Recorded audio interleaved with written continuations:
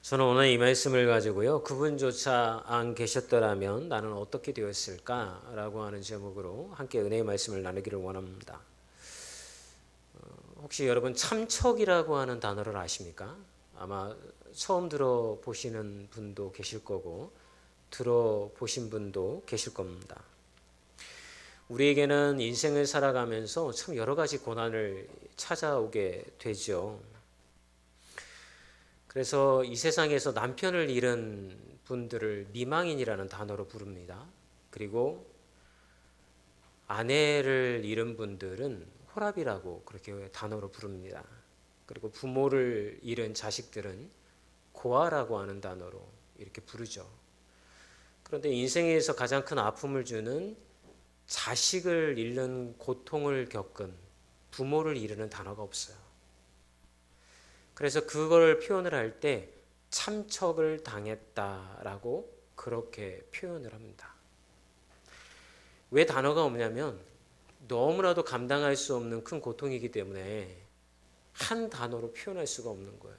그래서 우리말에 그런 단어가 없이 이런 참척이라는 말로 그 아픔을 표현한다고 합니다. 혹시 여러분 소설가 박완서 씨를 아십니까? 여자 소설가인데 지금은 소천하셨죠. 우리에게 많은 소설로서 감동을 주셨던 분인데 이 참척의 고통을 이 소설가 박완서 씨가 겪었습니다. 그녀가 1988년 58세 되던 해에 남편을 폐암으로 잃습니다. 그리고 남편의 장례를 치른 석 달 후에 마취과 레지던트의 삶을 살고 있었던 26살 된 아들을 교통사고로 잃게 됩니다. 너무나도 고통이 심했던지 그녀는 자기 속에 있었던 하나님의 원망을 한 말씀만 하소서라는 책을 쓰면서 그 안에 풀어내기 시작을 합니다. 사실은 책의 양식을 띠기는 했지만 사실은 하나님을 원망하고 하나님을 향한 분노를 그냥 마음이 가는 대로 적은 게 바로 이 책이었던 것입니다. 그런데 이 책에 보면 이런 글귀가 하나 나옵니다. 기도가 모자라서 자식을 데려가는 하나님이 어디 있단 말인가 라고 하는 글귀가 나옵니다. 그녀는 왜 이 책에다가 이 글귀를 적었을까요? 그녀가 자식을 잃은 아픔 때문에 혼자 있기 힘들어서 부산에 사는 딸의 집에 가 있었습니다. 그런데 딸이 어느 날 친구를 한 명 데려왔습니다. 그런데 그 딸이 이런 얘기를 합니다. 우리 집은 가족이 부모님으로부터 난 가족이 한 50명쯤 가까이 되는데요. 한 번도 참척을 당한 적이 없어요. 우리 어머니는 매일 새벽마다 나가서 기도하셨거든요. 가족들을 위해서. 어머니가 그렇게 열심히 기도하셔서 그런 아픔을 겪지 않았던 것 같아요. 이 이야기를 들었던 이 박완서 씨는 마음이 무너집니다. 세상에 자식을 위해서 기도하지 않는 어미가 어디 있단 말인가? 그럼 나는 기도가 모자라서 아들을 잃었단 말인가? 그 순간 하나님은 기도의 양으로 자식을 살리고 죽이는 그런 분으로 여겨졌다라고 하는 것입니다. 그 순간에 그녀의 신앙이 무너졌습니다. 마음에는 하나님을 향한 분노로 가득 찼습니다. 그리고 그녀는 이렇게 글을 적었습니다. 온종일 신을 죽였다. 죽이고 또 죽였다. 100번 고쳐 죽여도 죽일 여지가 남아있는 신. 이 글을 읽어보면 그녀가 자식을 잃었을 때 얼마나 고통스러웠고 그것에 대하여서 하나님이라고 하는 신이 그녀에게 어떻게 다가왔는지를 우리가 짐작할 수가 있는 것이죠. 어느덧 시간이 흘러서 그녀도 아들을 잃었던 아픔이 조금씩 회복되기 시작했습니다. 어느 날 잡지사 기자가 그녀에게 와서 이렇게 물었습니다. 선생님, 어떻게 그 고통을 이겨내셨어요? 그녀는 짧게 대답합니다. 그건 극복이 아니라 견디는 겁니다. 여러분, 이 문장이 오늘 우리가 나눌 말씀의 핵심입니다. 고난은 이겨내는 게 아니라 견뎌내는 것입니다.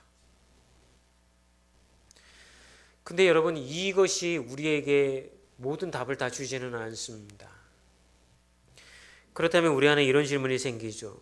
박아서 씨는 어떻게 그 절망의 숲에서 견뎌낼 수가 있었을까?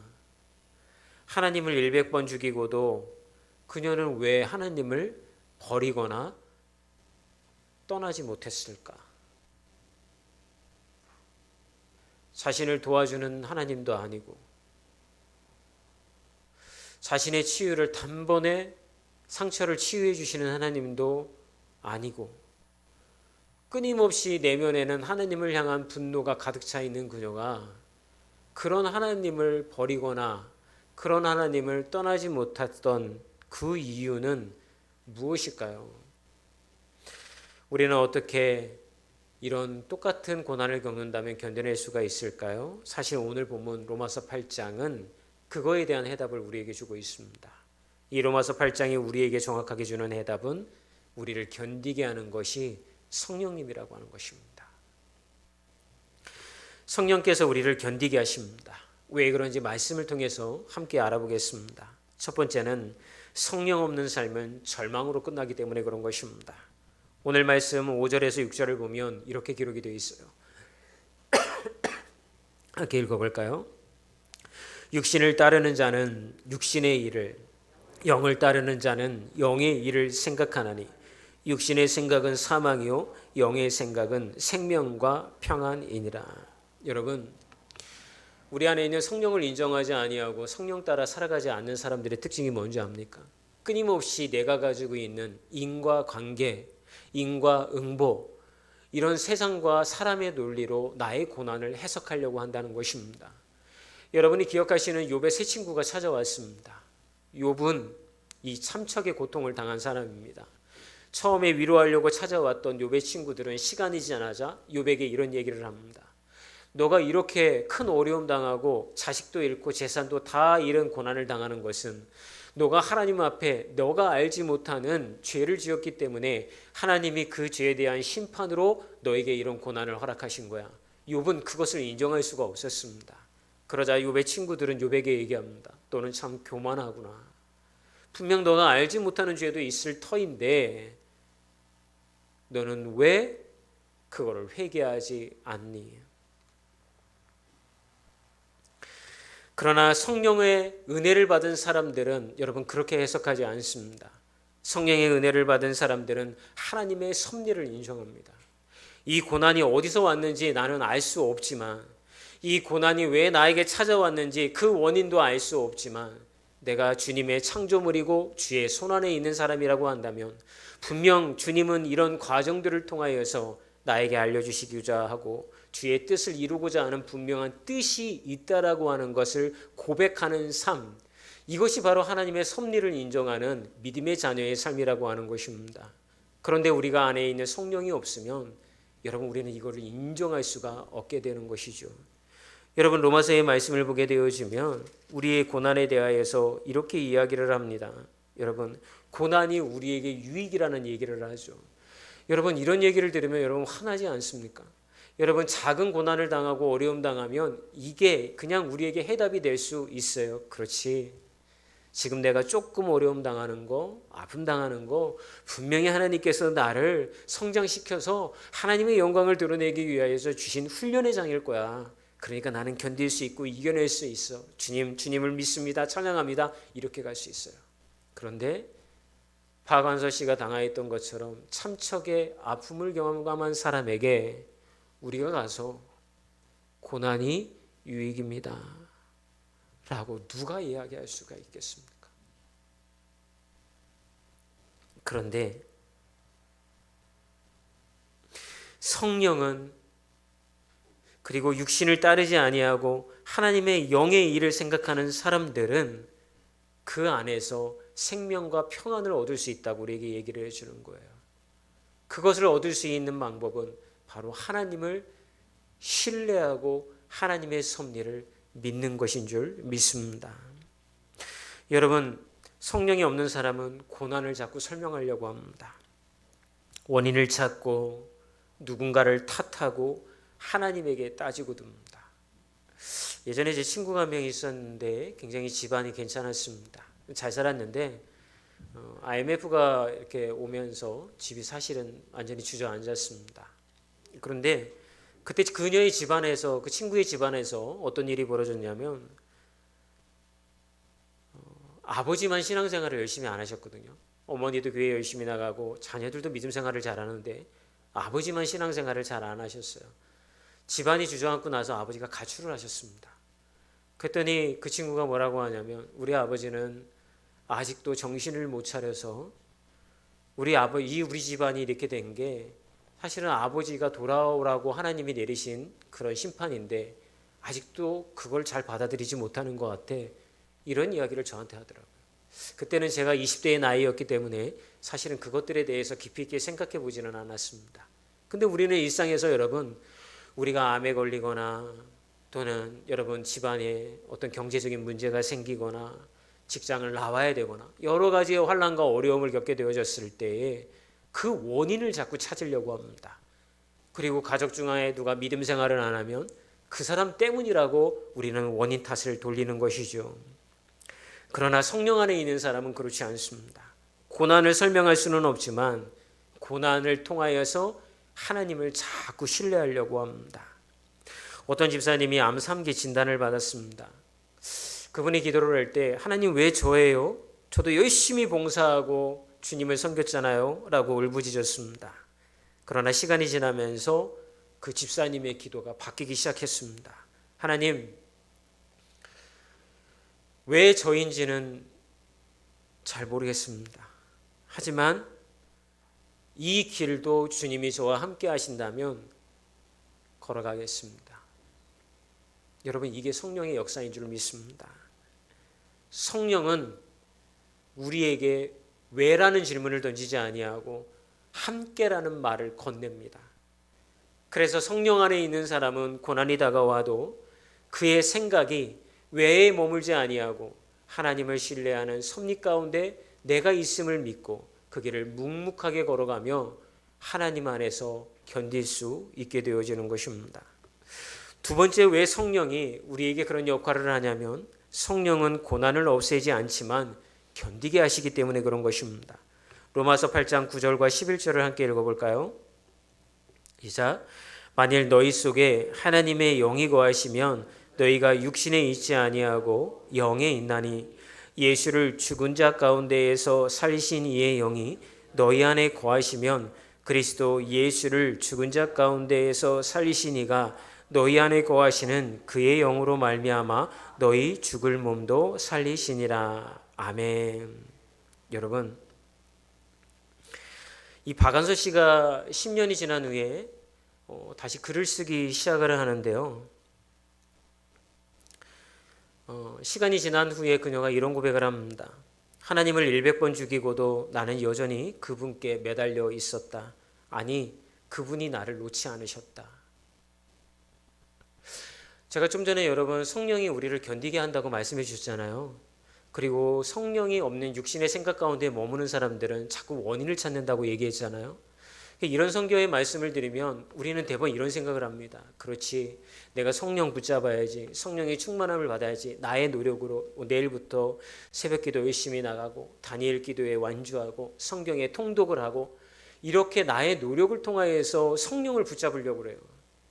그런데 오늘 말씀은 우리에게 뭐라고 이야기를 하냐면 예수를 죽은 자 가운데에서 살리신 그분의 영이 우리 안에 거하면 그리스도 예수를 죽은 자 가운데에서 살리신 이가 너희 안에 거하시는 그의 영으로 말미암아 너의 죽을 몸도 살리신다라고 하는 거예요. 여러분, 우리가 하나님의 손을 우리의 힘으로 붙잡는 게 아니라는 얘기를 하고 있는 거예요. 우리가 하나님의 손을 붙잡으려고 하기 전에 주님께서 우리의 손을 붙잡고 계시다라는 것을 사도 바울은 우리에게 얘기를 해주고 있는 거예요. 우리가 여기 교회가 크지는 않지만 우리 성도님들이 걸어온 인생을 제가 조금은 잘 알고 있습니다. 그런데 그분이 걸어온 인생들을 쭉 보게 되어지면 너무나도 큰 고통을 겪었던 분들이에요. 여러분, 그런데 그분들이 자살하지 아니하고 여러분 여전히 주님 앞에 기도함으로 신앙으로 살아가는 이유가 뭐예요? 권사님들이 주님을 붙잡는 믿음이 뛰어나서, 아니면 신앙이 워낙 투철하기 때문에 그 고난의 터널을 다 이기고 왔을 거예요? 아니에요. 하나님이 그분들을 포기하지 않으신 거예요. 그분들을 붙잡아 주신 거예요. 그분들의 마음을 여전히 움켜잡고 계셨기 때문에 그분들이 겪었던 고난의 터널을 그분들은 완주할 수가 있게 되어졌던 것입니다. 저는 이제 여러분들에게 묻습니다. 사랑하는 여러분, 혹시 여러분의 삶 가운데 고난이 찾아오고 어려움이 찾아왔을 때 우리가 잃어버리지 말아야 될 게 있어요. 우리 가정을 향한 하나님의 손길, 나를 향한 하나님의 손길, 나의 자녀를 향한 하나님의 손길을 잊지 않기를 주의 이름으로 축원합니다.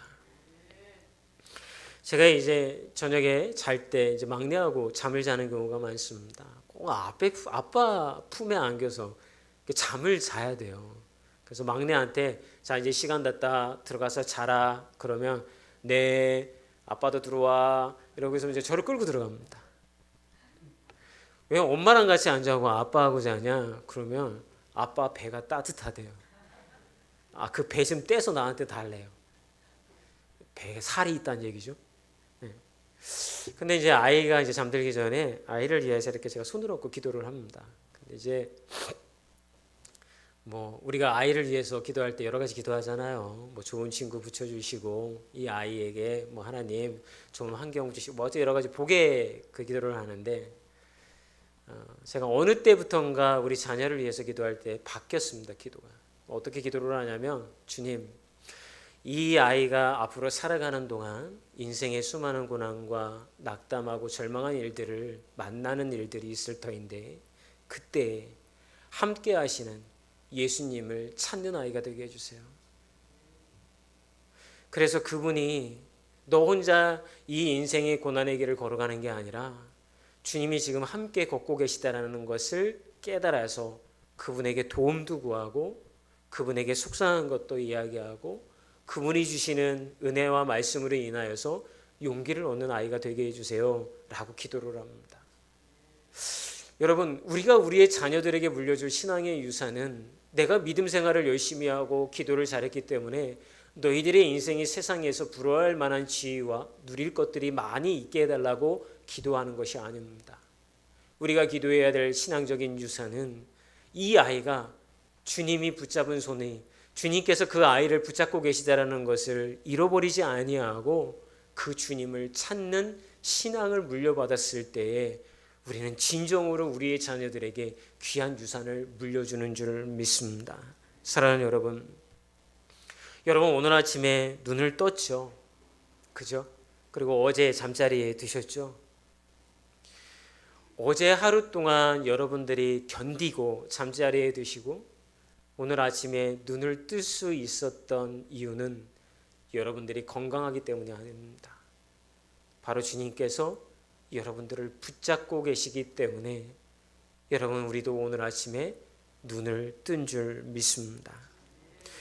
여러분들이 매일같이 출근하는 지하철의 어떤 출근길, 여러분들이 일하는 직장에서의 일, 병실 침대에서 또 빈 식탁에서 당신이 하루를 견디고 있다고 한다면, 여러분들이 그 시간을 이겨내고 있다고 한다면 여러분 그것은 여러분들이 의지가 있어서 견디고 이겨내는 게 아닙니다. 바로 주님께서 붙잡아 주시기 때문에 우리는 오늘도 하루를 버틸 수 있게 되어지는 것입니다. 그러므로 여러분 그거를 받아들이십시오. 그리고 감사의 고백이 이루어졌으면 좋겠습니다. 나는 하나님의 손에 붙들린 자구나. 내가 예수를 주로 고백하는 그 순간 성령께서 내 안에 들어와 계셔 내 안에 내주하시며 나를 포기하지 않으시는구나. 근데 왜 우리는 우리 스스로를 포기합니까? 왜 우리는 우리 스스로를 능력 없는 존재로 여기며 험악하고 힘든 이 인생살이에서 가진 것 없는 자로 취급을 합니까? 그럴 때 주님은 우리에게 이렇게 속삭이십니다. 두려워하지 마. 걱정하지 마. 내가 너 안에 있잖아. 이 인생길은 네가 혼자 걸어가는 길이 아니라 내가 붙잡아서 인도해 가는 길이다 라는 말씀을 해주시고 계신 줄 믿습니다. 그러면 여러분, 성령 안에 우리가 귀하게 이렇게 거하면서 살아가려면 어떻게 해야 될까요? 로마서 8장 13절과 14절은 그 이야기를 우리한테 이렇게 해주고 있습니다. 함께 읽어볼까요? 너희가 육신대로 살면 반드시 죽을 것이로되 영으로서 몸의 행실을 죽이면 살리니 무릇 하나님의 영으로 인도함을 받는 사람은 곧 하나님의 아들이라.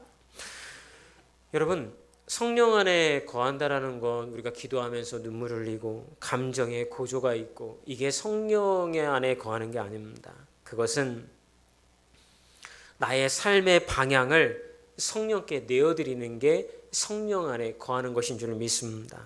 그래서 이런 거예요, 여러분. 하루의 삶 가운데 여러분 말씀을 펼치잖아요, 그죠? 다 하고 계시잖아요, 그죠? 그런데 성령은 말씀과 분리되지 않는 거예요. 그러면 성령의 검, 곧 하나님의 말씀을 가지라 라고 에베소서 6장 17절에 말씀하셨던 것처럼 감정은 우리가 수시로 흔들릴 수는 있지만 말씀은 흔들리지 않는 거예요. 그러면 그 말씀을 우리가 붙드는 거예요. 그게 우리가 성령 안에 거하는 거라고요. 여러분의 상황 가운데 좌절하고 낙담하고 실망할 일들이 워낙 많지 않습니까? 그럴 때 여러분, 그걸 바라보면 우리는 거기에 빠질 수밖에 없게 되어지는 거예요. 그러나 바다 위에 있었던 그 베드로가 예수님만을 바라봤을 때 그는 걸었던 것처럼 우리도 폭풍 가운데 있다 하더라도 말씀만을 바라보면 우리의 심령 가운데 하나님이 평안함을 주실 줄 믿습니다. 혹시 여러분 부부 사이가 좋지 않고 막 갈등이 있고 또는 어떤 세상에서 누군가의 갈등 관계가 있을 때에 여러분 마음이 힘드신 경우가 많이 있잖아요. 그러면 여러분 그 사람만 바라보면 낙담할 일밖에 일어나지 않는 거예요. 그럼 그때 어떻게 해야 되겠습니까? 우리는 말씀으로 돌아가야 되는 거예요. 말씀이 있는 곳에 소망이 있는 거예요. 소망이 있기 때문에 우리는 견딜 수 있게 되어지는 거예요. 그래서 말씀을 가까이 하는 분들이 그리고 말씀의 성경의 말씀을 손에서 놓지 않는 분들이 되기를 주의 이름으로 축원합니다. 또 하나의 성령 안에 거하는 방법은요, 여러분 기도의 자리로 나아가는 거예요. 여러분, 기도는 성령이 우리를 이끄시는 통로가 되어지는 줄 믿습니다. 여러분, 기도할 때 어떻게 기도하세요? 다니엘 기도회 하시다 보면 한 3분, 5분 기도하면 별로 할 말 없죠, 그죠? 자식 잘 되게 해주세요, 이런 거 하게 해주세요 라고 기도하는 것도 한 5분 지나면 여러분 할 말이 없어질 것 같아요. 그런데 저는 이렇게 기도해요. 제 안에 뭔가 하나님 앞에 기도할 거리가 없을 때마다 지금 내 앞에서 주님이 내 이 말을 듣고 계시다라고 하는 걸 상상하는 거예요. 여러분, 누군가 지금 내 앞에 앉아 있어요. 근데 그분이 내가 하는 말에 귀를 기울이고 있어요. 얼마나 좋은 기회입니까? 그러면 주님 앞에 내 안에 있었던 속상했던 마음, 내 안에 있었던 기도의 제목들, 간절히 주님께서 응답해 주셨으면 하는 기도의 제목들, 이런 거를 여과 없이 다 토해내는 거예요. 그런데 그 다 토해내기 전에 혹시 여러분들한테 쌓여 있는 것이 있다고 한다면 여러분 하나님 앞에 간절히 그렇게 내어 뱉으십시오. 그러면 우리 안에 비워지게 되어지는 거예요. 그것이 빈자리가 성령께서 채워가시는 줄 믿습니다. 그걸 통하여서 우리 안에 성령께서 충만해지면 내가 성령 안에 머물게 되어지는 거예요. 여러분, 로마서 8장 26절을 보면 성령이 친히 말할 수 없는 탄식으로 우리를 위하여서 간구하신다라고 얘기를 해요. 여러분, 기도의 제목이 생각나지 않아도 기도의 자리에 앉아 있으면 성령께서 여러분들을 위하여 하나님 앞에 대신 중보 기도하시는 줄 믿습니다. 그리고 마지막 네 번째는요, 주일에는 공동체와 함께 여러분 예배를 드려야 되는 것입니다. 여러분, 성령은 홀로 있는 자보다나 함께하는 자를 통하여서 역사하는 것입니다. 여러분, 예수님이 십자가에서 죽으신 후 마가의 다락방에 예수님의 제자들이 모여서 함께 기도했습니다. 그들이 흩어져 있고 두려워할 때 혼자 기도하지 않았습니다. 함께 모여서 기도했습니다. 함께 모여서 기도할 때에 성령의 역사가 더 크게 일어나는 줄 믿습니다. 그리고 여러분, 마지막 가운데 우리는 이런 기도를 해야 됩니다. 내 뜻이 아니라 주의 뜻을 구합니다. 바로 성령의 인도는 내 뜻이 아니라 주의 뜻을 구하는 기도가 이루어질 때 우리가 성령 안에 머물게 되어지는 줄 믿습니다. 박한서 씨는 2011년 83세의 나이로 여러분 세상을 떠나셨습니다. 그런데 그녀가 떠나기 전에 잡지사 마지막 인터뷰를 했습니다. 그때 그녀가 이런 얘기를 합니다. 지금 돌아보니 그 고통의 시간들조차 하나님께서 나를 버리시지 아니하신 증거였습니다. 나는 그분을 죽이려고 했지만 그분은 나를 살리셨습니다. 여러분, 성령은 우리를 살리기를 원하셔요. 성령은 우리가 하나님의 자녀로 나아가기를 원하세요. 무너지고 절망밖에 보이지 않는 상황 가운데 여러분의 안에 있는 성령의 그 붙잡힌 손으로 인하여 다시 회복되고 살아가는 귀한 분들이 되어지기를 주의 이름으로 축원합니다.